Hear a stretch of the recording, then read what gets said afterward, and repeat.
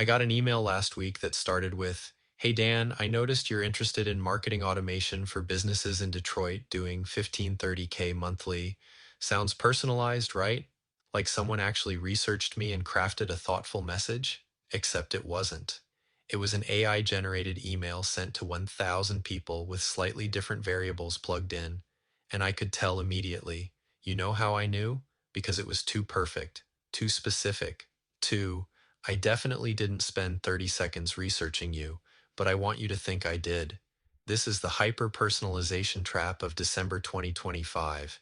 AI has made it possible to personalize everything at scale, so everyone's doing it. And it's backfiring spectacularly.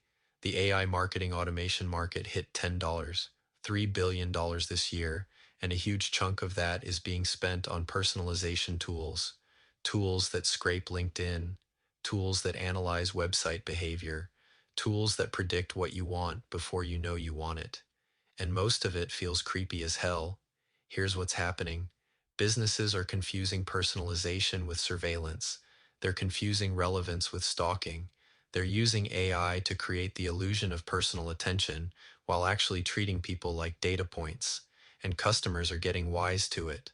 Today, I'm going to show you why most personalized marketing is failing, what actually works in December 2025, and how to use AI to create genuine connections instead of creepy automation. The personalization arms race. Let's rewind to 2023. Personalization was still kind of special. If you got an email that referenced your company name or your industry, it felt thoughtful. It stood out. Fast forward to December 2025.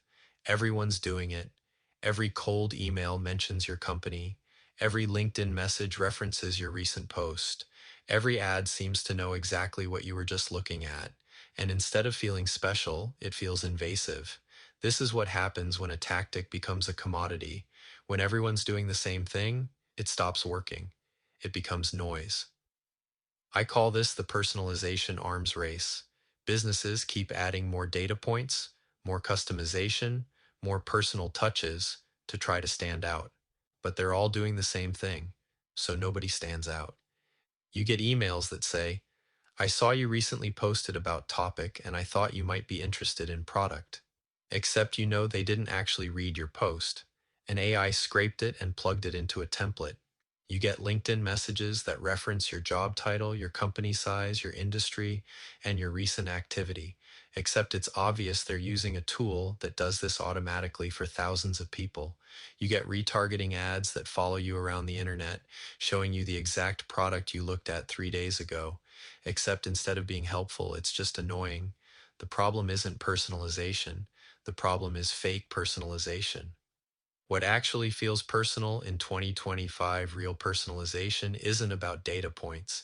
It's about understanding. Let me show you the difference. Fake personalization. "Hey Dan, I noticed you're a marketing consultant in Detroit. I help marketing consultants in Detroit get more clients. Want to chat?" This is template-based personalization. They plugged in my name, my job, and my location.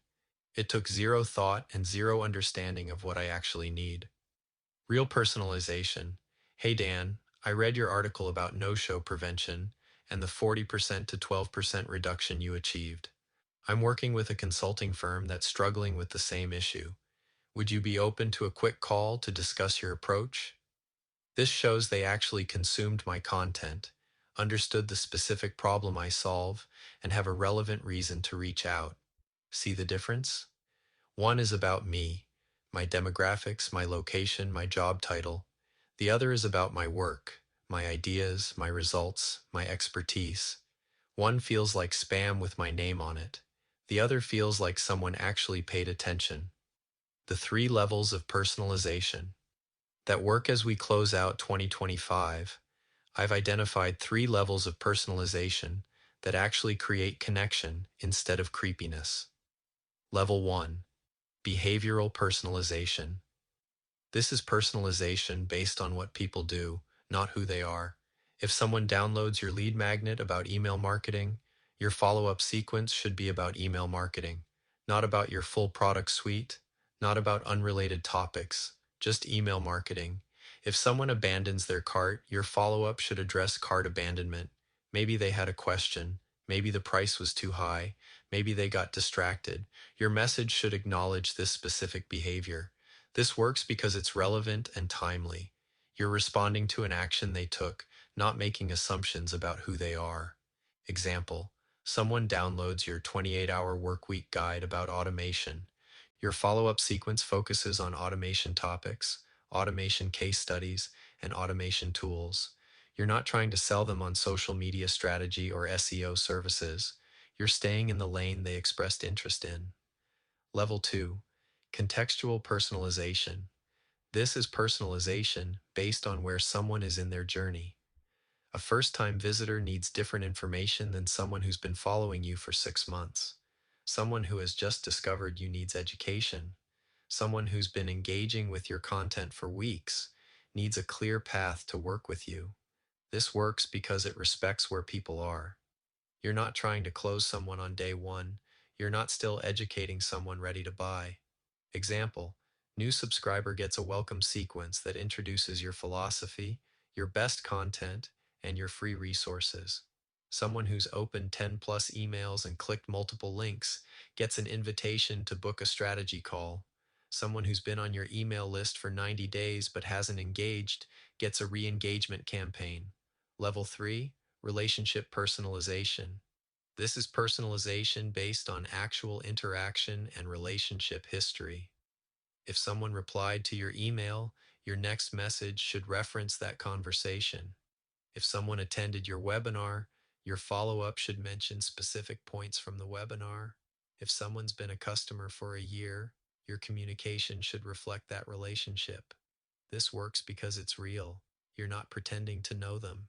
You actually do know them because you've interacted. Example, a client who implemented your no-show prevention automation and got great results gets a follow-up asking if they're ready to tackle their next automation challenge. You're not pitching them on the same thing again. You're building on the relationship and the results they've already achieved. The AI tools that enable real personalization. Here's the tech stack that's working for genuine personalization in December 2025. For understanding customer behavior, you need a CRM that actually tracks meaningful interactions, not just opened email or clicked link. You need to know what content they consumed, what problems they're trying to solve, and where they are in their journey.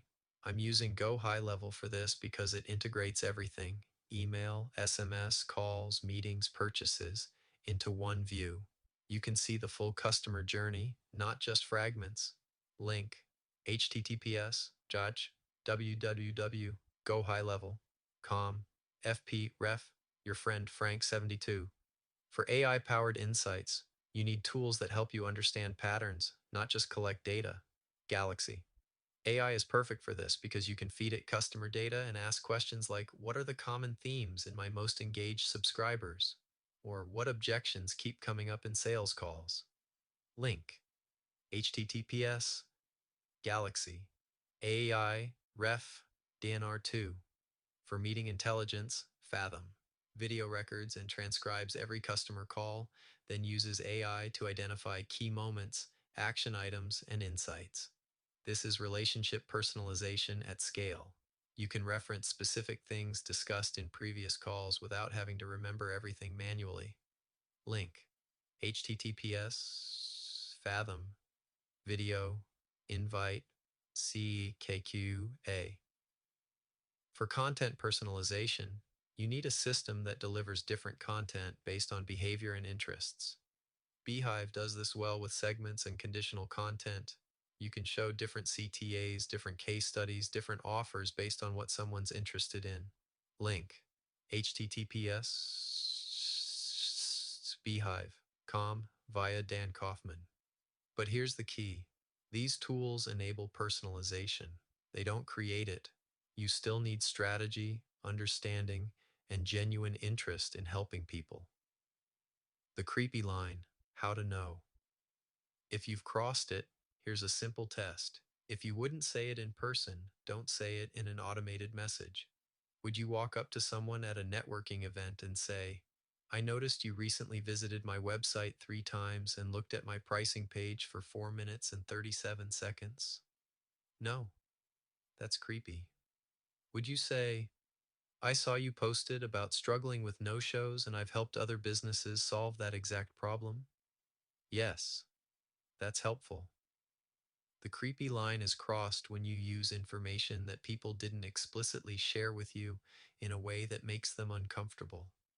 Creepy, referencing specific pages they visited on your website, mentioning how many times they opened your email, bringing up information from their social media that's unrelated to your conversation, using predictive analytics to make assumptions about their personal life. Not creepy, referencing content they downloaded or engaged with, following up on the questions they asked, mentioning topics they expressed interest in, responding to actions they took, signed up, attended, purchased. The difference is consent and context. If someone downloaded your guide about automation, they've consented to receive information about automation. If someone visited your pricing page, they haven't consented to be reminded about it in a creepy way. The framework, personalization that builds trust. Here's the framework I use for all personalization in December 2025. Step 1, segment by interest, not demographics. Stop segmenting by job title, company size, or industry. Start segmenting by what people care about. Someone who downloaded your automation guide cares about automation. Someone who attended your webinar about no-shows cares about no-shows. Someone who clicked your case study about revenue recovery cares about revenue recovery. Send them more of what they've shown interest in. It's that simple. Step 2. Personalize the problem. Not the person. Your message should address the specific problem someone's trying to solve, not make assumptions about who they are. Instead of, as a marketing consultant in Detroit, try, if you're struggling with no-shows eating into your revenue, one is about demographics, the other is about problems. Problems are universal. Demographics are assumptions. Step 3. Use AI to scale. Understanding, not fake. Intimacy AI should help you understand patterns and deliver relevant content. It shouldn't try to fake personal relationships. Use AI to analyze which content resonates with which segments. Use AI to identify common questions and objections. Use AI to deliver the right message at the right time. Don't use AI to pretend you personally researched someone when you didn't. Don't use AI to create the illusion of individual attention when you're sending the same message to thousands of people. Step 4. Make it easy to opt out or adjust. Real personalization respects preferences. Every email should have clear options to adjust frequency, change topics, or unsubscribe. If someone's not interested in automation content anymore, let them switch to a different topic. If someone wants weekly emails instead of daily, let them choose. This builds trust because it shows you care more about being helpful than being persistent. The results. What happens when you get this right? Let me show you what happens when you do personalization right in December 2025. Client A, SaaS company with 5,000 email subscribers. They segmented by interest instead of demographics and personalized content based on behavior. Open rates went from 18% to 34%. Click rates went from 1% to 8%. Revenue from email increased by 127K annually. Client B, consulting firm with 5,000 subscribers. They stopped using AI to fake personal research and started using it to deliver genuinely relevant content based on what people downloaded and engaged with. Reply rates on outreach went from 3% to 19%. Booked calls increased by 340%.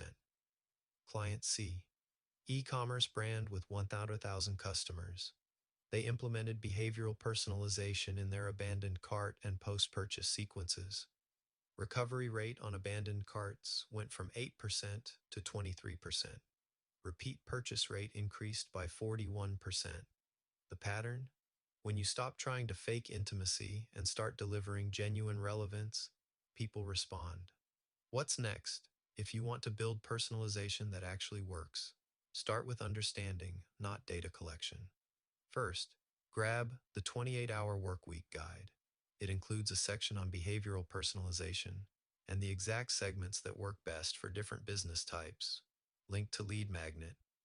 Second, if you want help implementing this in your business, the Dead Simple Growth Automation Pack includes pre-built behavioral personalization sequences for lead nurturing, abandoned cart recovery, and customer onboarding. It's $97 and includes both Make, Calm, and Zapier templates. Link to Automation Pack. And if you're doing over 15K a month and you want a personalization strategy built specifically for your business, let's talk. I offer done-for-you personalization audits where we analyze your current approach, identify opportunities, and implement behavioral personalization that actually builds trust. It's $1997 and includes strategy, implementation, and 30 days of optimization. Link to services page. The bottom line, hyper-personalization is everywhere in December 2025. Most of it is creepy, fake, and ineffective. The businesses winning are the ones using AI to scale understanding and relevance, not to fake intimacy. Stop trying to prove you researched someone. Start proving you understand their problem. Stop collecting more data points. Start using the data you have to be genuinely helpful. Stop automating fake personal touches. Start automating real value delivery. Personalization isn't about knowing everything about someone. It's about understanding what they need and delivering it at the right time. Let's build that. Dan P.S. If this resonated with you, forward it to someone who's getting creepy marketing messages and wondering why their own personalization isn't working. And if someone forwarded this to you, subscribe here for more no BS marketing strategies every Tuesday, Thursday, and Saturday.